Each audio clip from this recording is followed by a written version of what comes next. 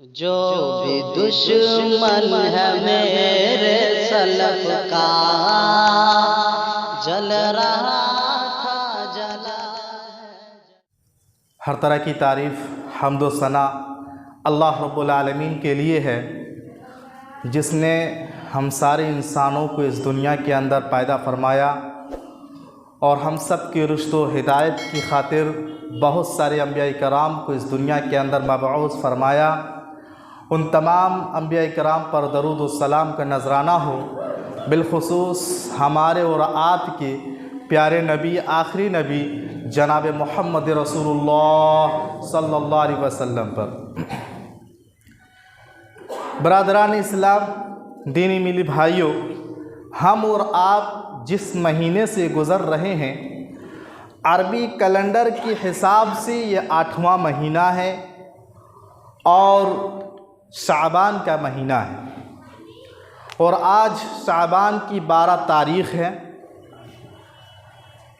ماہ شعبان میں مسلمانوں کا ایک طبقہ ایسا ہے، یا ہمارے مسلمان بھائی کچھ ایسے ہیں جو ایسے اعمال کو انجام دیتے ہیں جس کا ثبوت نہ تو قرآن سے ملتا ہے نہ حدیث پاک سے۔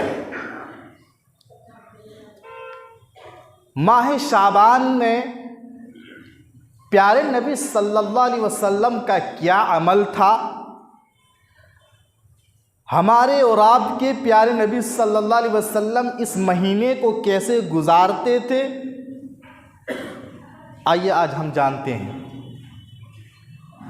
تو اللہ کے نبی صلی اللہ علیہ وسلم ماہ شعبان کو کس طرح گزارتے تھے، کیا کرتے تھے، آئیے پہلے ایک حدیث دیکھیے۔ صحیح بخاری کی حدیث ہے، حدیث نمبر 1969 ہے، اور اس حدیث کے راوی حضرت عائشہ رضی اللہ تعالی عنہا ہیں۔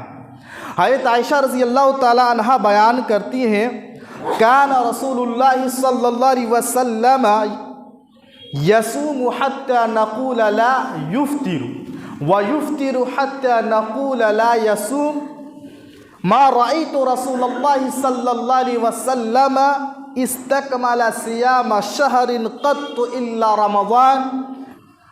حضرت عائشہ رضی اللہ تعالی عنہ کہتی ہیں کہ جب اللہ کے رسول صلی اللہ علیہ وسلم روزہ رکھا کرتے تھے، یہاں تک کہ ہم کہتے کہ آپ روزے کو نہیں چھوڑیں گے، اور جب آپ صلی اللہ علیہ وسلم روزہ چھوڑ دیتے تھے تو ہم کہتے تھے کہ آپ صلی اللہ علیہ وسلم اب روزہ نہیں رکھیں گے۔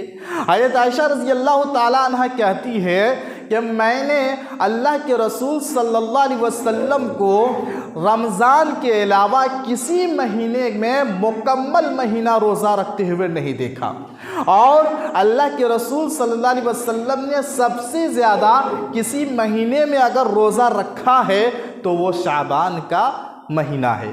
یہ کون کہہ رہی ہیں؟ یہ آپ کی زوجہ محترمہ، یہ آپ صلی اللہ علیہ وسلم کی بیوی حضرت عائشہ رضی اللہ تعالیٰ عنہ بیان کر رہی ہیں کہ اللہ کے نبی صلی اللہ علیہ وسلم نے اگر کسی مہینے کے مکمل روزے رکھے ہیں تو وہ رمضان کا مہینہ ہے، اور اس رمضان کے بعد اگر کسی مہینے میں سب سے زیادہ اللہ کے رسول نے روزہ رکھا ہے تو وہ شعبان کا مہینہ ہے۔ اللہ کے نبی صلی اللہ علیہ وسلم اس مہینے میں اتنے زیادہ روزہ کیوں رکھتے تھے، اس کی کیا حکمت ہے، کیا راز ہے؟ اللہ کے رسول ماہ شعبان میں کثرت سے روزہ کیوں رکھتے تھے؟ آئیے ایک حدیث دیکھیے۔ علامہ البانی رحمہ اللہ اس حدیث کو صحیح قرار دیتے ہیں۔ حضرت اسامہ بن زید رضی اللہ تعالی عنہ نے نبی کریم صلی اللہ علیہ وسلم سے یہی سوال کیا، کہا اللہ کے رسول جس قدر آپ شعبان کے مہینے میں روزہ رکھتے ہیں، میں اس کے علاوہ اور مہینے میں اتنے زیادہ روزے رکھتے ہوئے نہیں دیکھا، آخر کیوں؟ اتنے زیادہ آپ روزہ کیوں رکھتے ہیں؟ تو اللہ کے نبی صلی اللہ علیہ وسلم نے جواب دیا، آپ صلی اللہ علیہ وسلم نے فرمایا، ذاک شہر تغفل الناس عنہ فیہ عنہ بین رجب و رمضان وہو شہر ترفع فیہ الاعمال الى رب العالمین واحب ان یرفع عملی انا صائم وانا صائم۔ پیارے نبی فرماتے ہیں کہ یہ وہ مہینہ ہے جو رجب اور رمضان کے بیچ میں یعنی شعبان کا مہینہ، یہ وہ مہینہ ہے جس میں اکثر لوگ عبادتوں سے غافل ہو جاتے ہیں، روزے سے غافل ہو جاتے ہیں اور دیگر نیکیوں میں غفلت برتتے ہیں۔ کہا یہ وہ مہینہ ہے وَهُوَ شَهْرٌ تُرْفَعُ فِيهِ الْأَعْمَالُ، جس میں اعمال کو رب کی طرف اٹھائے جاتے ہیں، رب کے پاس پیش کیے جاتے ہیں۔ پیارے نبی فرماتے ہیں احب، میں پسند کرتا ہوں کہ جب میرے اعمال رب کے سامنے پیش کیے جائیں، انا صائم، تو میں روزے کی حالت میں ہوں، تو میں روزے کی حالت میں ہوں۔ تو اللہ کے نبی صلی اللہ علیہ وسلم اس مہینے میں کثرت سے روزہ کیوں رکھتے تھے؟ معلوم یہ ہوا کہ اس مہینے میں اعمال رب کے سامنے پیش کیے جاتے ہیں، اور پیارے نبی یہ پسند کرتے تھے کہ جب میرے اعمال پیش کیے جائیں رب کے پاس تو میں روزے کی حالت میں ہوں۔ تو اللہ کے نبی صلی اللہ علیہ وسلم اس مہینے میں کثرت سے روزہ رکھتے تھے۔ اسی طرح 15ویں شعبان کے بعد روزہ رکھنے کی ممانعت بھی آئی ہے۔ ترمذی کی روایت ہے اور حضرت ابو ہریرہ رضی اللہ تعالیٰ عنہ راوی حدیث ہیں۔ اس حدیث کو شیخ علامہ البانی رحمہ اللہ نے صحیح قرار دیا ہے۔ کہا اللہ کے نبی صلی اللہ علیہ وسلم کی حدیث ہے اذا انتصف شعبان، پیارے نبی نے کہا، آپ صلی اللہ علیہ وسلم نے فرمایا کہ جب شعبان کا نصف یعنی آدھا 15ویں شعبان آ جائے تو اس کے بعد روزہ نہ رکھو یہاں تک کہ رمضان آ جائے۔ میرے بھائیوں یاد رکھیے 15ویں شعبان کے بعد روزہ رکھنے سے منع کیوں کیا گیا ہے؟ علماء کرام محدثین کرام کہتے ہیں کہ چونکہ سامنے رمضان کا مہینہ ہے، جو فرض ہے اگر 15ویں شعبان سے روزہ رکھتے جائے تو کہیں ایسا نہ ہو کہ اکتاہٹ میں یا کمزوری پا کر کے وہ جو فرض ہے وہ چھوڑ دے، اس لیے اللہ کے نبی نے 15ویں شعبان کے بعد منع کر دیا ہے۔ ہاں علماء کرام کہتے ہیں وہ لوگ جو ہر سوموار کو روزہ رکھتے ہیں، جمعرات کو روزہ رکھتے ہیں، وہ رکھ سکتے ہیں 15ویں شعبان کے بعد بھی۔ 15ویں شعبان سے ہم روزہ رکھتے جائیں رمضان تک تو اس سے منع کیا گیا ہے۔ پہلے سے اگر کوئی رکھتے آ رہا ہے تو وہ رکھ سکتا ہے۔ تو میرے بھائیوں ان حدیثوں سے یہی معلوم ہوتا ہے کہ اس مہینے میں اللہ کے نبی صلی اللہ علیہ وسلم کا اگر خصوصی عمل دیکھتے ہیں تو یہی ہے کہ اللہ کے نبی صلی اللہ علیہ وسلم کثرت سے روزہ رکھا کرتے تھے، بہت زیادہ اس مہینے میں روزے کا اہتمام کیا کرتے تھے، اور وجہ آپ نے بتا دی، کہا اس لیے کیونکہ لوگ اس میں غافل ہو جاتے ہیں اور اس مہینے میں اعمال رب کے سامنے پیش کیے جاتے ہیں۔ اور ایک بات یہ بھی یاد رکھیے کہ جن اوقات میں جن ایام میں لوگ غافل ہو جائے، ان اوقات میں ان ایام میں اگر کوئی نیکی کا کام کرتا ہے، یہ بہت اہم بات ہے، یہ بہت اہم کام ہے کہ جس ماحول میں لوگ فجر کی نماز میں سوئے رہتے ہوں، جس ماحول میں لوگ فجر کی نماز میں غافل رہتے ہوں، اس ماحول میں اگر کوئی انسان فجر کی نماز کا پابند کرتا ہے یہ بہت بڑی بات ہے۔ جس ماحول میں نوجوان سگریٹ، بیڑی، گٹکا، تمباکو، شراب نوشی، زناکاری، فحش کاری جیسے برائیوں میں ملوث ہو، اس ماحول میں اگر کوئی نوجوان اپنے آپ کو ان خبیث چیزوں سے، ان بری چیزوں سے، ان برائیوں سے اپنے آپ کو پاک رکھتا ہے، اپنے آپ کو دور رکھتا ہے، یہ بہت بڑی بات ہے۔ یہ بہت بڑی بات ہے کہ جس ماحول میں عورتیں بے پردہ ہو، عریانیت عام ہو، بے حیائی عام ہو، اس عورت میں اگر کوئی خاتون با پردہ ہو، کوئی عورت با پردہ ہو، با حیا ہو، یہ بہت بڑی بات ہے۔ تو جس ماحول میں لوگ غافل ہو جائیں، اس ماحول میں نیکی کا کام کرنا یہ بہت بڑی بات ہے۔ اللہ کے نبی نے یہی کہا کہ اس مہینے میں لوگ غافل رہتے ہیں، غفلت کا شکار ہوتے ہیں، اس لیے اللہ کے نبی کثرت سے روزہ بھی رکھتے ہیں، اور اس لیے بھی کیونکہ اس مہینے میں اعمال رب کے سامنے پیش کیے جاتے ہیں۔ اسی طرح میرے بھائیوں کچھ ہمارے مسلمان بھائی ہیں کچھ لوگ ہیں جو ایک دن روزہ رکھنے کو خاص کرتے ہیں اور کہتے ہیں کہ اس رات کو جاگا جائے اور دن کو روزہ رکھا جائے، جسے لوگ شب برات کے نام سے جانتے ہیں کہ اس رات میں جاگنا چاہیے اور دن کو روزہ رکھنا چاہیے۔ اور کون سی دلیل پیش کی جاتی ہے؟ آئیے وہ دلیل بھی دیکھیے۔ حضرت علی رضی اللہ عنہ اس حدیث کے راوی ہیں اور کہتے ہیں کہ پیارے نبی صلی اللہ علیہ وسلم نے فرمایا اذا كان ليلة النصف من شعبان فقوموا ليلتها وصوموا يومها۔ اللہ کے نبی نے کہا کہ جب نصف شعبان آ جائے یعنی 15ویں شعبان آ جائے تو اس کی رات کو جاگو اور دن میں روزہ رکھو۔ کیوں؟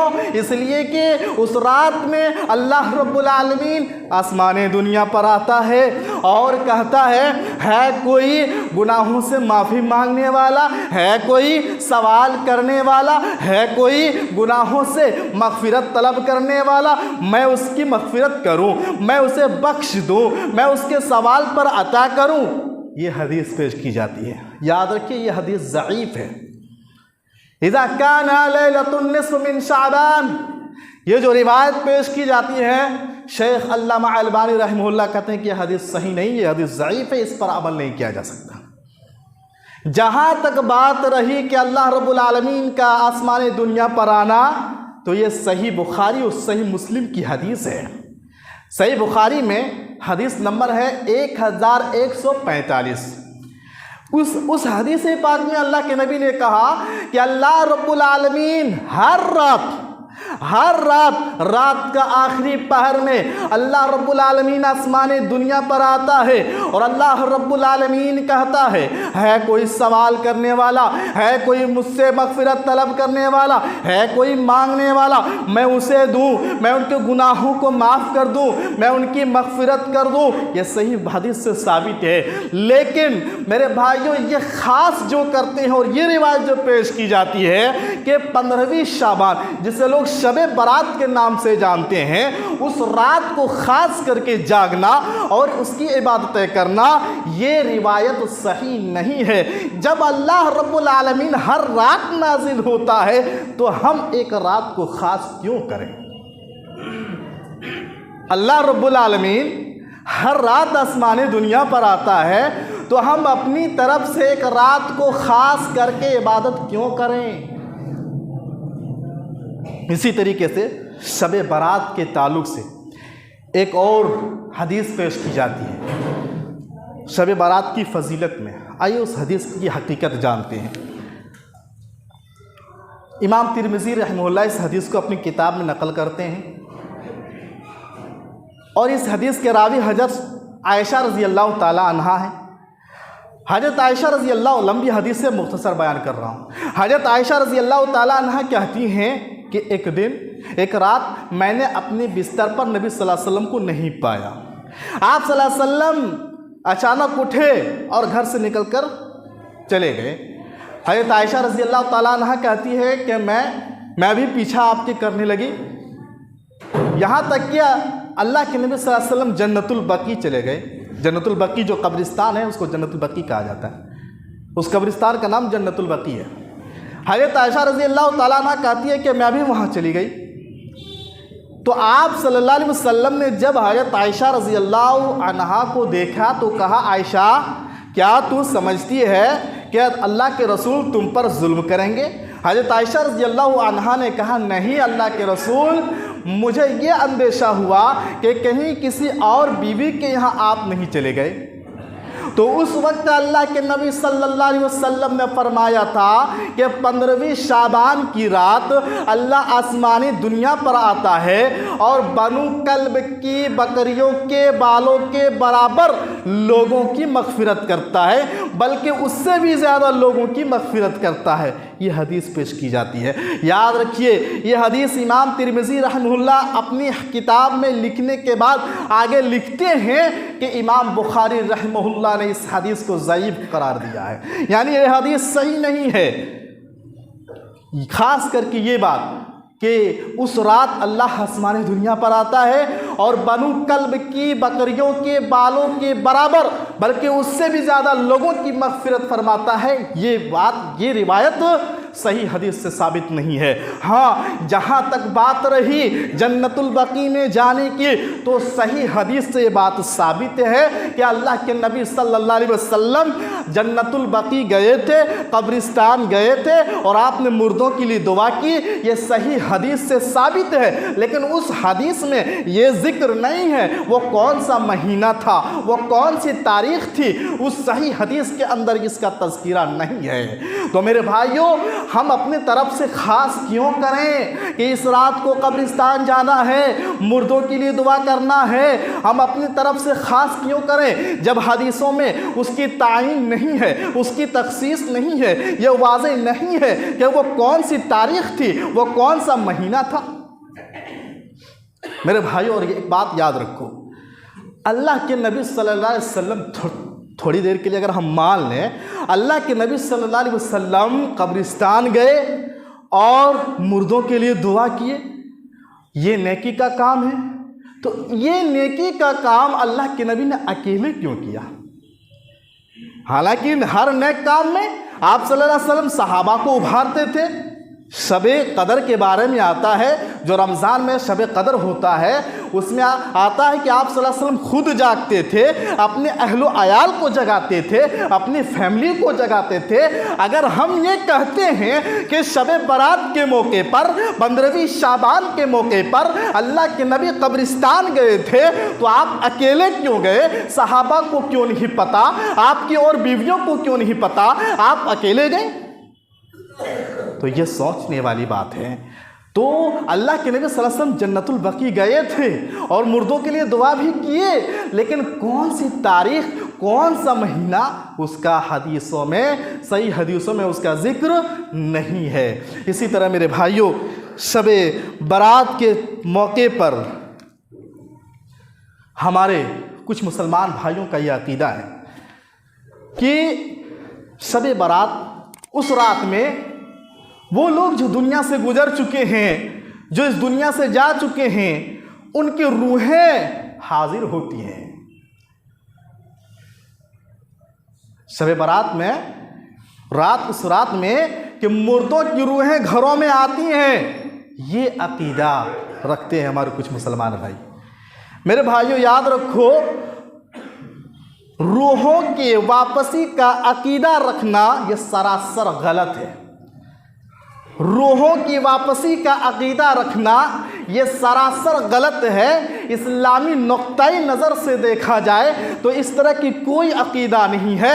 ہاں، غیر مسلمان جو ہیں، یہ ہمارے ہندو بھائی جو ہیں، ان لوگوں کا یہ عقیدہ ہے کہ آتمائیں بھٹکتی ہیں، آتمائیں آتی ہیں، روحیں آتی ہیں۔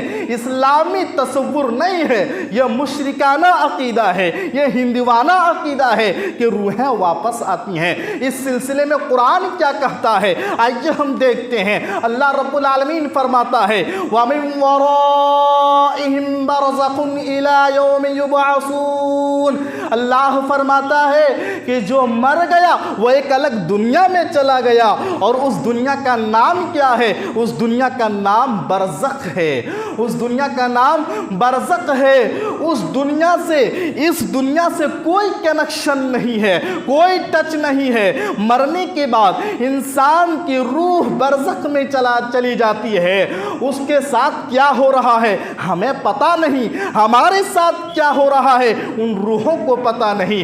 قرآن تو یہ کہتا ہے کہ اگر انسان نیک ہے تو اس کی روح علیین میں رکھ دی جاتی ہے، اور انسان گنہگار ہے، فاسق و فاجر ہے تو اس کی روح سجین میں رکھ دی جاتی ہے۔ روح کی تیسری کوئی اور جگہ نہیں ہے۔ تو یہ عقیدہ رکھنا سراسر غلط ہے کہ روحیں واپس آتی ہیں، اور یہی وجہ ہے ایسے لوگوں کے یہاں آپ دیکھیں گے گھروں کو سجایا جاتا ہے، گھروں کو جگمگایا جاتا ہے، طرح طرح کے پکوان پکائے جاتے ہیں، حلوہ پکایا جاتا ہے، اور روحوں کے استقبال میں یہ سب کام کرتے ہیں۔ تو روحیں واپس نہیں آتی ہیں۔ روحوں کی واپسی کا عقیدہ یہ غلط ہے، غلط ہے، یہ اسلامی عقیدہ نہیں ہے۔ اس لیے کہ روح اگر نیک ہے تو علیین میں ہے، گناہگار ہے تو سجین میں ہے، دنیا میں روح نہیں آتی ہے۔ اور شب برات کے موقع پر دیکھا یہ جاتا ہے ہمارے کچھ بھائی خاص قسم کا پکوان یعنی حلوہ پکایا جاتا ہے، اور کہا جاتا ہے کہ آخر خاص اسی دن کیوں پکایا جاتا ہے، اس کا اہتمام کیوں کیا جاتا ہے؟ تو دلیل کیا پیش کی جاتی ہے؟ آپ خود اندازہ کیجیے، آپ خود اندازہ کیجئے۔ دلیل یہ پیش کی جاتی ہے کہ اللہ کے نبی صلی اللہ علیہ وسلم کی داد غزوہ احد میں شہید ہو گئی تھی، تو آپ صلی اللہ علیہ وسلم نے اس وقت حلوہ کھایا تھا، اس لیے ہم بھی حلوہ کھا رہے ہیں نبی کی سنت پر عمل کرتے ہوئے۔ کیا یہ دلیل صحیح ہے؟ میرے بھائیوں، حلوہ کھانے کے چکر میں کتنی غلط دلیل پیش کرتے ہیں آپ اندازہ کیجئے۔ غزوہ احد کب واقع ہوا؟ غزوہ احد کب پیش آیا؟ شوال کے مہینے میں۔